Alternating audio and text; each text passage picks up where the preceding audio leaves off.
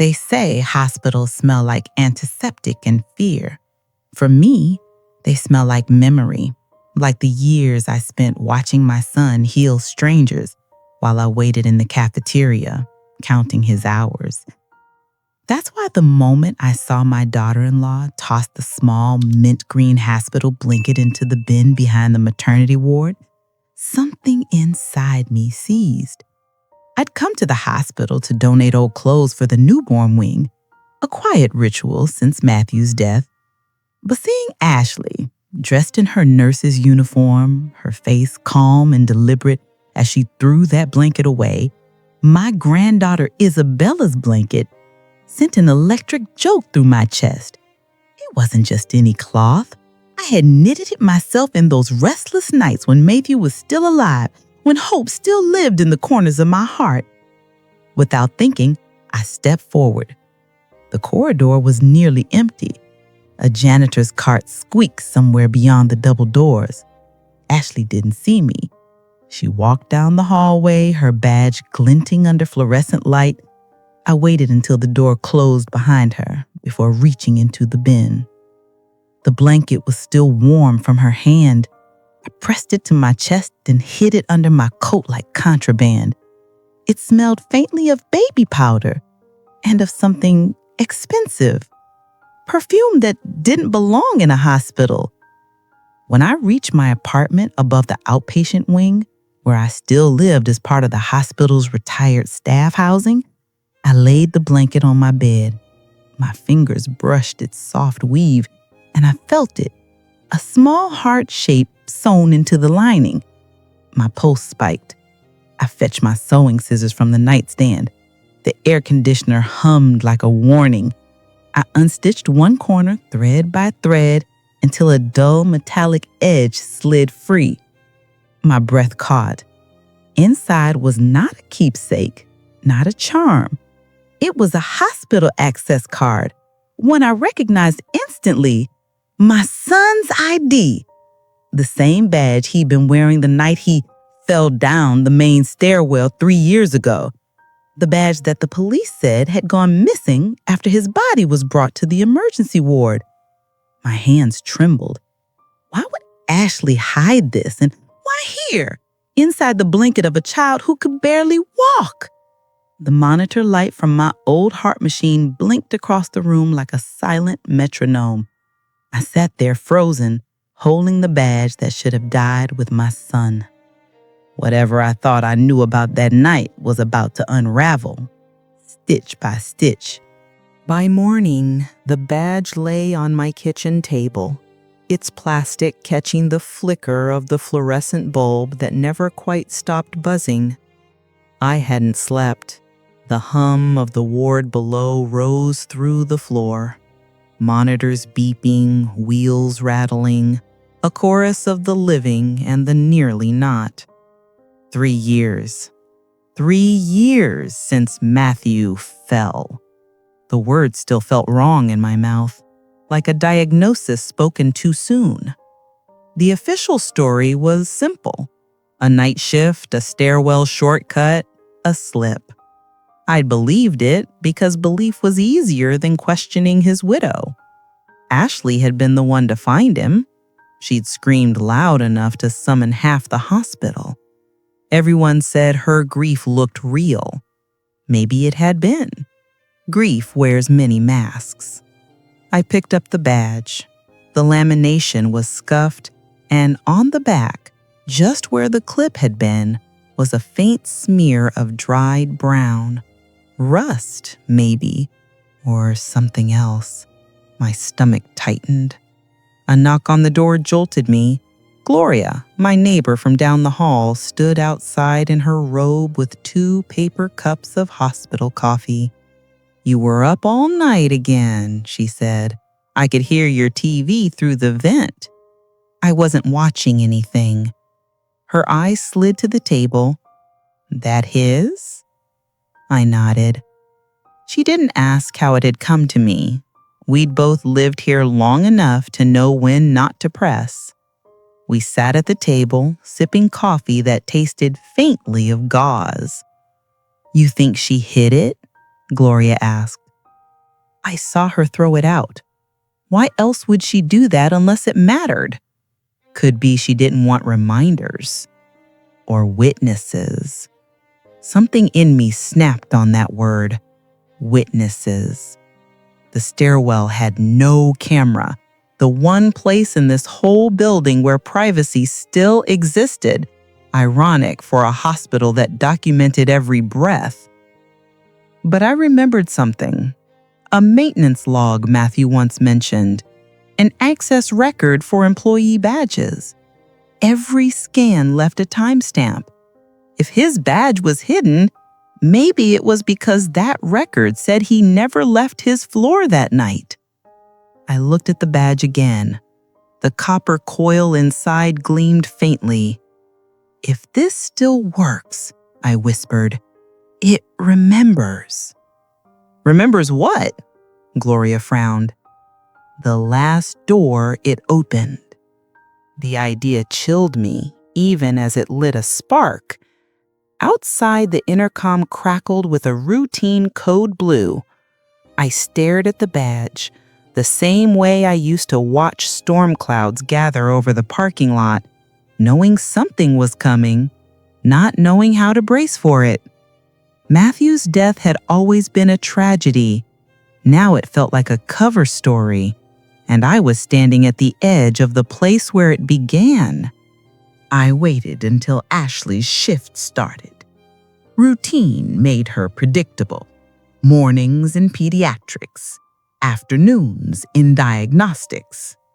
That gave me a window. The security office sat beside the cafeteria. 2 rooms of stale air and flickering monitors. The guard on duty, Miller, had known me for years. I brought him oatmeal cookies sometimes when his sugar dropped. "Morning, Mrs. Stone," he said, tipping his paper cup of coffee. "You're early." "Couldn't sleep," I lied. "Thought I'd check my volunteer hours." He smiled, already half bored, already trusting. The screen behind him showed a list of badge logs scrolling in green text.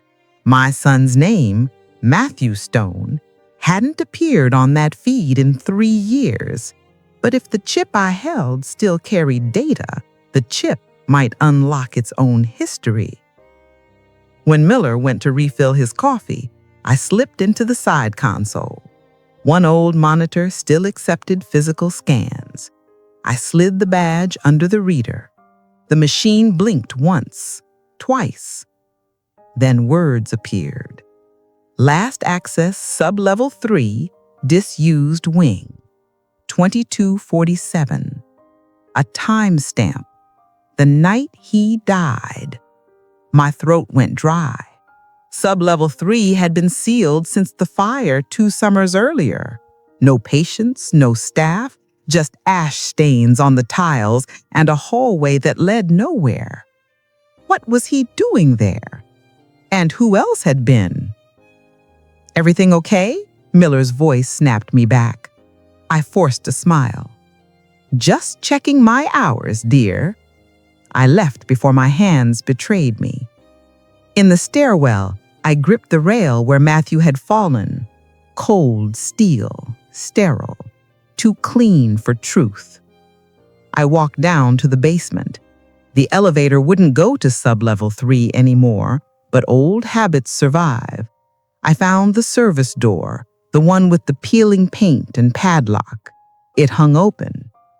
Inside, the air was still, thick with disinfectant that couldn't hide mildew. Rows of shuttered rooms lined the corridor. My footsteps echoed off cracked tiles. The overhead lights flickered, half the bulbs gone, the rest buzzing like flies. At the far end, I saw a light spilling from one of the rooms. A silhouette moved inside, slight, efficient. Ashley. She was alone, sorting files into a red biohazard bin. I froze in the doorway. She looked up, startled. "Mrs. Stone? What are you doing down here?" Her voice was calm, but her eyes, Those sharp blue eyes flicked toward the bin, then back at me. "Cleaning," she said. "Old records. They're being destroyed." Behind her, I saw a folder labeled with my son's name. "Records?" I echoed. My pulse thrummed in my ears. "Yes, just housekeeping." The hum of the light swelled. For a heartbeat, no one moved. Then she smiled, a small, controlled thing. "You shouldn't be here." I smiled back, though my hands were shaking. I could say the same. She left first. Her footsteps faded up the stairwell, crisp, measured. I waited until the door clanged shut before stepping inside. The air smelled of dust and disinfectant and something else, faint smoke, years old but still clinging to the walls. The folder lay half buried under others. My son's name was scrawled in black marker, the handwriting hurried.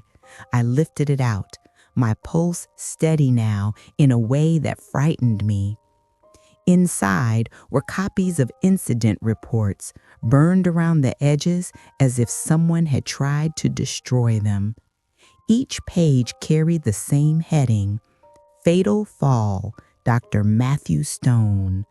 The first report was familiar. Staircase, blunt trauma, time of death, 22:53. But the second page stopped me. A revision filed an hour later, stamped confidential. It listed 2 staff IDs as present at the scene, Matthews and Ashley's. That detail had been erased from the official copy I'd seen 3 years ago. The hum of an old ventilation fan trembled through the ceiling. I turned another page. Attached to the back was a thermal photo, security camera residue, the kind technicians use before deletion. The frame showed a blur of 2 figures near the stairwell, one falling, one standing still. I ran my finger along the printed edge. The standing figure's outline matched Ashley's height, her posture. There was no mistaking it. Behind me, something creaked, a soft metallic sound. I spun around. A gurney rested in the corner, its wheels locked, a single red folder on top. The label read, Disposal Authorization. The form authorized destruction of obsolete physical evidence, sub-level 3 storage. The signature at the bottom, A. Wilson. She'd signed her own purge order. I slipped Matthew's folder under my coat. The paper crackled against my ribs. As I moved toward the door, the intercom clicked on overhead, static hissing. Attention staff, unauthorized personnel detected in lower maintenance levels. Please return to your assigned areas. I froze. That message wasn't routine.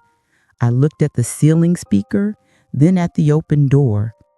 Had she seen me leave the room? My heartbeat thundered in my ears. I took the back route through the disused laundry tunnel, my shoes slipping on detergent-stained tiles. The old corridor led up toward the morgue, ironic sanctuary. When I reached the elevator, I caught my reflection in the brushed metal doors, pale, wild-eyed, clutching a dead man's file. I had evidence now, real, physical. But evidence means little when the accused holds every key in the building. Somewhere above, a page announcement called for Nurse Wilson to report to administration. Ashley was already moving again. The morgue used to terrify me. Now it was the only place in the hospital that felt honest. The dead didn't lie, not the way the living did. I slipped inside through the side door. The air was cold enough to numb thought. Fluorescent lights hummed above stainless tables, each draped in the same pale blue sheet.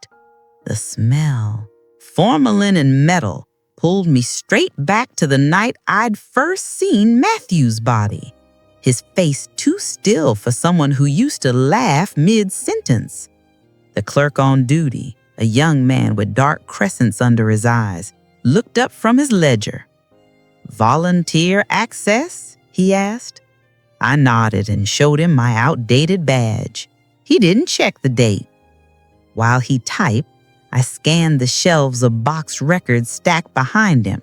Old death certificates, post-mortem photos, everything the hospital couldn't quite throw away. My hands itched to pull the truth from him. When he stepped into the cold room to fetch something, I moved quickly. The archive drawer labeled 20X1 slid open with a sigh. Inside, paper after paper stamped with my son's name. I found one I hadn't seen before. Addendum, toxicology retest pending. The results section was blank. I turned the page. Another form, folded small. Specimen misplaced. Case closed. A lie, written in bureaucracy's language. Something shifted behind me, a faint scuff of a shoe. I turned. Ashley stood in the doorway, lab coat immaculate, hands empty. You keep finding your way into restricted areas. You could get written up for that. Her calm was worse than anger. I found his badge, I said. My voice sounded foreign, older. Downstairs, and now this. I held up the addendum. She studied me, expression unreadable. You shouldn't dig, Mrs. Stone. Grief turns people into detectives, and detectives don't last long in hospitals. Her words carried the chill of the refrigeration units. What did you do to him? Ashley's smile was faint, professional. Nothing the stairs didn't do first. She turned to leave, her shoes clicking in rhythm with the heart monitor's distant beep. I wanted to lunge, to shout, to make someone else hear. But the clerk re-entered, arms full of folders, and Ashley slipped away like a ghost through the corridor. I slid the addendum into my pocket and thanked the clerk as if nothing had happened. My hands were shaking again, but not from cold. The hospital had hidden my son's death in paperwork, and Ashley knew every page by heart. I wasn't chasing ghosts anymore. I was chasing a system that let them stay buried. By the next evening, I knew I couldn't keep this alone. Every breath of this place carried Matthew's name. Every wall held her fingerprints. I waited until night shift, the only time the hospital truly exhaled. Most staff had retreated behind glass stations, half asleep with coffee in hand. The infection wing sat at the far end of the main corridor, sealed since the mold outbreak years back. They said it was condemned, but the lights still flickered inside. Someone still paid the electric bill. I slipped in through a side door, the one left unlocked for maintenance. The air was damp, faintly sweet with decay. My flashlight beam cut through peeling paint and abandoned beds draped in plastic. On the far wall, an old notice board sagged under moisture. Its papers had melted into each other, except one, taped fresh. Clinical Waste Manifest. Archive transfer pending. Ashley's signature again. Date, 2 nights ago. She was still using this ward, maybe as her dumping ground. My heart pounded so loud it filled the silence. I followed the manifest's serial number down the hallway to a small storage room. Inside stood a stack of sealed bins marked biohazard, documents for destruction. On top sat a single binder, out of place, pristine white. I opened it. Inside were log sheets, patient lists, drug records, and a schedule. Night of September 12th, 22:30, staff on duty, Dr. Matthew Stone / Nurse A. Wilson / witness. The line for witness was blank, and below it, an unsigned note clipped to the page. Dose increased per request. Re-evaluate in 24 hours. Matthew hadn't fallen. He'd been dosed. My stomach twisted. Behind me, the corridor creaked. A shadow stretched across the plastic sheets. Ashley stepped in, her voice low, almost kind. "You shouldn't be here, Mrs. Stone." I gripped the binder to my chest. "You killed him." Her tone didn't change. "He found out something he shouldn't have. It was easier this way, for both of us." Her calm broke me more than a scream would have. I took a step back. The flashlight shook in my hand. "I'll go to the police." She smiled, tired, certain. "You think anyone listens to the old woman who lives over the outpatient wing?" She was right about one thing. No one had listened in 3 years. But the binder in my arms was proof enough. I ran. Through the darkness, past the empty rooms, until the exit light glowed red at the end of the corridor like a wound that wouldn't heal. I burst into the night through the service exit, clutching the binder like a second heart. The parking lot was half empty, rain glossing the asphalt. My breath came in fogs.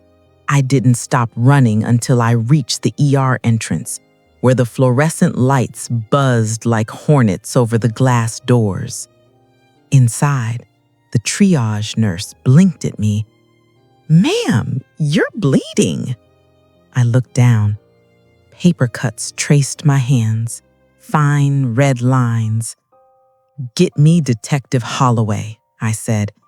"He's the one who handled my son's case." She hesitated. "That was years ago." "Then find someone new," I said, "because you've all missed a murder." They took me to a quiet room used for grieving families. How fitting. The walls were the same green as Matthew's eyes. I set the binder on the table. A young resident came in first, not a detective, clipboard in hand. "Mrs. Stone, maybe we should have you checked by psych services. You seem agitated." "Look inside the binder," I said, "before you label me." He opened it halfway and his face changed, color draining like the light in a dying bulb. He whispered, "This can't be here." Then he left without a word. Minutes later, 2 security officers arrived. Behind them, a man in a tan coat, Holloway himself, older, heavier, eyes skeptical. "You again," he said softly. "I remember your file. Then you know my son didn't fall." He opened the binder, scanned the records. The longer he read, the quieter the room became. When he looked up, something like shame flickered in his eyes. "Where did you get this?" "From the infection wing, where she hides what she can't erase." He rubbed his forehead.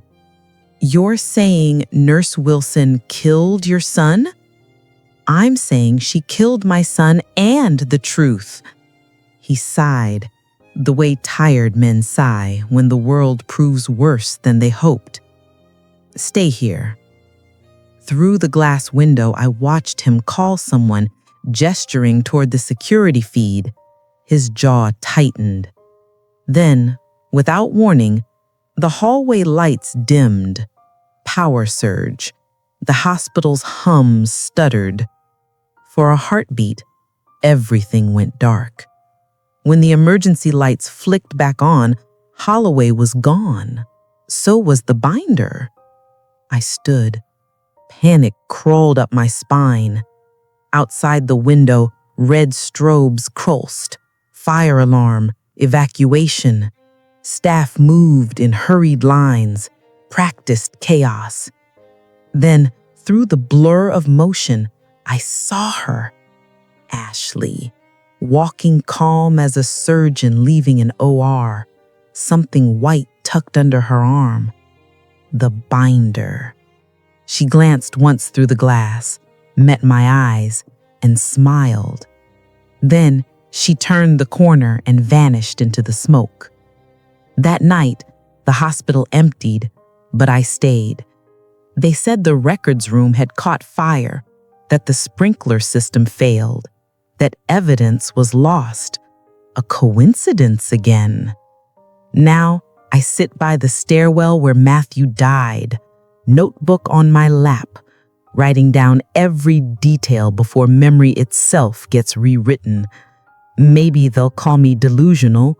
Maybe they'll clean the floors and say it never happened. But I know this place. I know its scent, antiseptic, smoke, and something human underneath, something that won't wash away. Hospitals don't heal everyone. Some of us just stay long enough to diagnose the disease.